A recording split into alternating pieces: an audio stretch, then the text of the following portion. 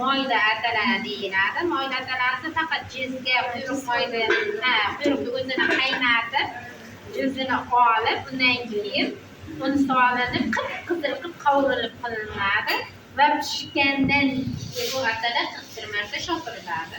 Oq atalar bu sutga qilinadi. Hozir biz qilayotganimiz oq atalar hisoblanadi. Bu sutga qilinadi. Atalar kamida 6 soat qaynashi kerak. Shu 6 soat qaynagan atalar iste'molga to'liq molik deb hisoblanadi. Chunki 6 soat qaynab, un yaxshi bo'lganligi uchun atalar ayniqsa chillali kishilarga yoki biron bir darddan qutulgan kishilarga organizmni bo'shatish, organizmni yoshartirish va insonga kuch-quvvat beradi. Agar eslasalaring, ayalaring uyda momalaring bergan atalarni ichganda odam ketmaydi. Bilasizlarmi? Organizmni shunday tetiklashtiruvchi, tez reaksiya beruvchi taomlardan biri hisoblanadi.